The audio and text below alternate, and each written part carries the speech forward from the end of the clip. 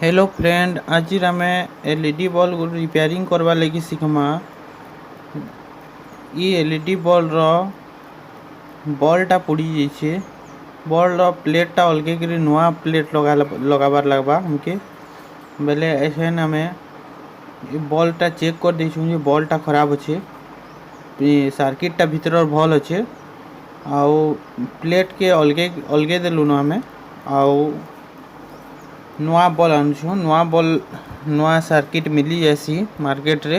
नुआ सर्किट आनिकरी आम नुआ बल्ब लगे करी कस्टमर के लगे कर देसुं। बहुत सिंपल तरीका है, किसी न लगे। खाली फास्ट रो बल्ब के खुलबे, खुली सारला पर हमर मल्टीमीटर रे बल्ब के डीसी वोल्ट रे रखी करी मल्टीमीटर के डीसी वोल्ट चेक करवार लगसी। तारपरे हमें चेक कर सारी नुआ बल्ब फिट करछुं। नुआ बल्ब फिट करवार सोल्डिंग आयरन दरकार। हमके प्लस के माइनस सोल्डिंग करवार लगवा। साइड साइड रे जोड़े लॉक अच्छे से लॉक के हमें लगे देउछुं, जेनटा कि एलईडी रो तार प्लेट के अटके के रखी थीसी। इठाने प्लस के प्लस देखुन, प्लस रे प्लस देवारे और माइनस रे माइनस देवारे सोल्डिंग करवारे। एछन हमें सोल्डिंग आयरन हमर गरम हो जाइए। आउ सोल्डिंग आयरन इनिकरी हमें टिके सोल्डिंग कर दमु। बेसी किछि नहीं लगे, खाली टिके ध्यान देबे जे इटा दुईटा जॉइंट ना हेबार कथा। प्लस और माइनसटा जदि जॉइंट हो जावा बेले सर्किटटा शॉर्ट हो जावा। माइनस के भल भावे देखिकी लगाबारे, प्लस रे आउ माइनसटा माइनस रे लगाबारे। उल्टा हो गले भी एलईडी बल्बटा ना जले।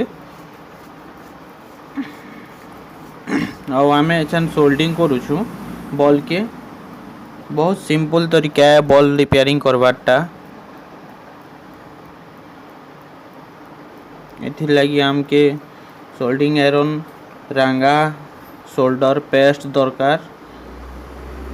जेन माने ना जानी ना करबे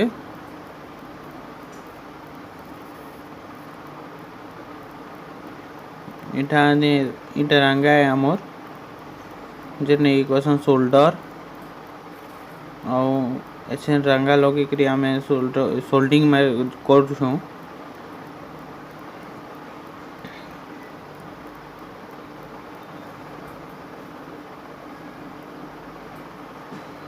हमर सोल्डिंग हो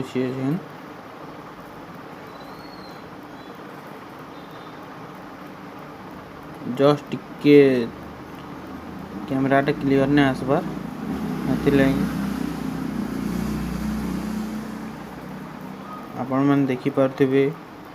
इटा सोल्डिंग हो गला, गोटे साइड रो सोल्डिंग हो गला न, आ गोटे साइड रो सोल्डिंग करवार बाकी अच्छे। माइनसटा सोल्डिंग हो जाइए आ प्लसटा सोल्डिंग करवाले बाकी अच्छे। ऐसे प्लस के आम सोल्डिंग करमु।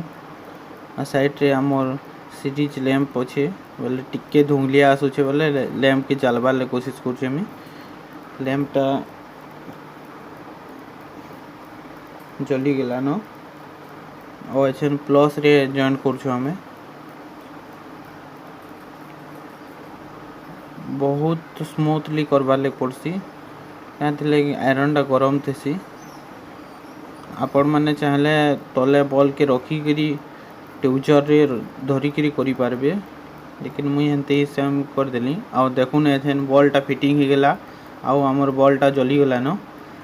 ऐसे तार कभर लगे करी फिर थोड़े आउ थोड़े घे टेस्ट कर देखमा। देखुन बहुत भल भावे लाइटिंग अच्छे। आउ बल्बटा रिपेयरिंग हो कंप्लीट हो गला। आउ आमर वीडियो देखिए केनता लगला कमेंट रे बताबे।